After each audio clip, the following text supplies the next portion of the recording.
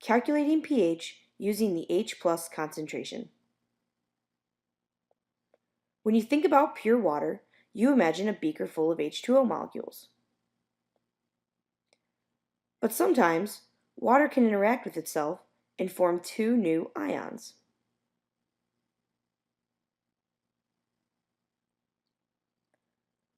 One water reacts with another to form H3O+ and OH-. H3O+ is called the hydronium ion. OH- is called the hydroxide ion. This reaction is called the autoionization of water. At 25 degrees Celsius, the magnitude at which this interaction takes place is very small, and the concentrations of these ions are also very small, around 1.0 times 10 to the negative 7 molar. When the concentration of hydronium is equal to the concentration of hydroxide, the solution is considered neutral. When the concentration of hydronium is greater than the concentration of hydroxide, the solution is considered acidic.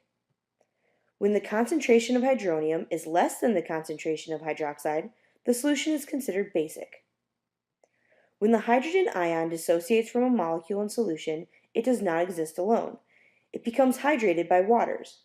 We simplify this concept by showing hydrogen bonding to just one water in the form of H3O+. Chemists simplify this further to just H+. That's why it's pH and not PH3O+.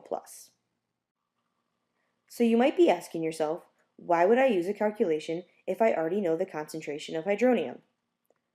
Well, concentrations, especially small concentrations of hydronium, are generally unpleasant numbers to work with.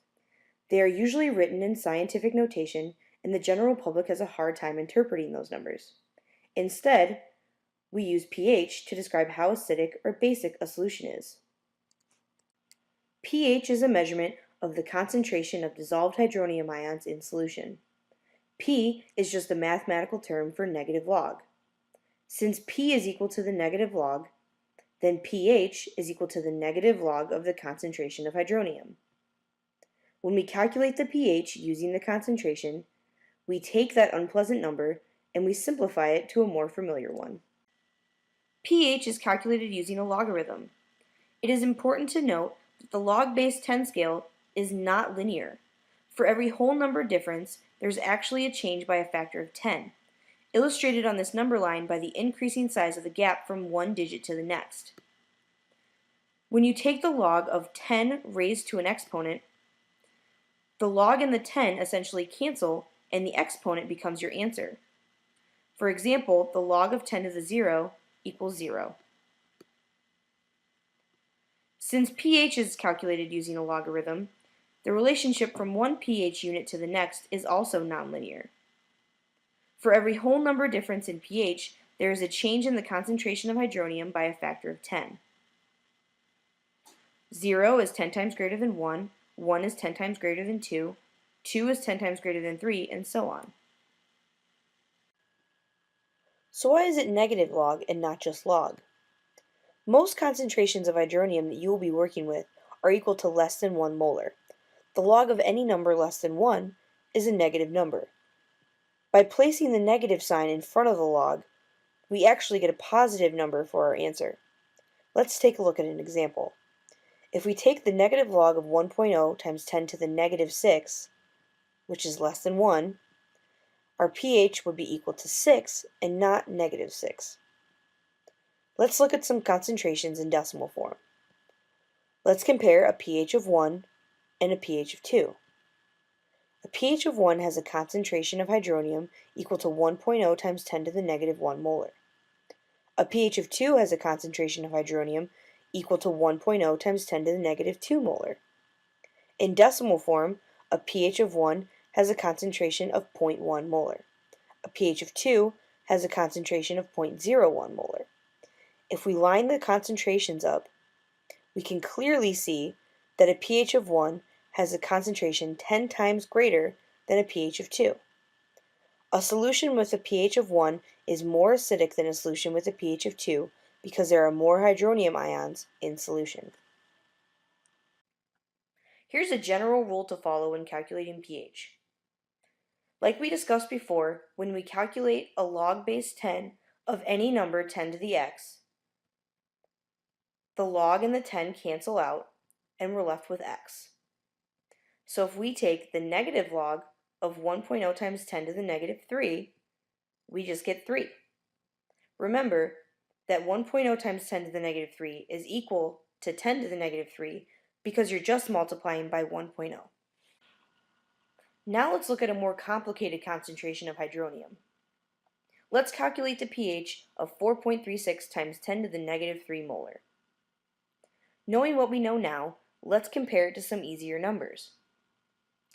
4.36 times 10 to the negative 3 is less than 1.0 times 10 to the negative 2. It's also greater than 1.0 times 10 to the negative 3. Let's line up their decimals. Since we know that 4.36 times 10 to the negative 3 falls in between 1.0 times 10 to the negative 2 and 1.0 times 10 to the negative 3, we also know that it should be between pH of 2 and a pH of 3. Let's actually calculate the number. The negative log of 4.36 times 10 to the negative 3 is 2.361. Now let's practice. Calculate the pH of the following concentrations of H3O+. Pause the video and give these a try. Here are the answers. How did you do? Let's not forget about significant figures. When finding significant figures for pH, there are 3 easy steps involved. Step 1. Identify the number of significant figures in the H3O+ concentration. For example, this H3O+ concentration is 4.85 times 10 to the negative 6 molar. There are 3 significant figures in this concentration. Step 2. Calculate the pH and report the numbers to the left of the decimal. The negative log of 4.85 times 10 to the negative 6 equals 5.314. The only number to the left of the decimal is 5. This is just the placeholder. It doesn't count towards the total number of significant figures. Step 3. Report the numbers to the right of the decimal. The numbers to the right of the decimal are 314. Since there are 3 significant figures in the concentration, there are 3 digits to the right of the decimal. Now let's calculate pH using an actual reaction. For this reaction, we will use a strong acid. Strong acids completely ionize, which means whatever my starting concentration of strong acid is, it's equal to my end concentration of H3O+. For example, if I have a 0.1 molar solution of hydrochloric acid, I really have a 0.1 molar solution of H3O+. So I know my concentration. Now I can calculate pH. The negative log of 0.1 is equal to 1. So my pH is equal to 1. The last thing to note is that pH is not restricted to a specific range. Any concentration of H3O+ big enough or small enough can fall outside of the general range of 0 to 14. To illustrate this, let's calculate the pH of a concentrated strong acid. For this example, we will use 12 molar hydrochloric acid. Like before, since it's a strong acid, we can use its concentration as the concentration of H3O+. So if I take the negative log of 12, I get negative 1.079. This example was to show that pH can also be negative.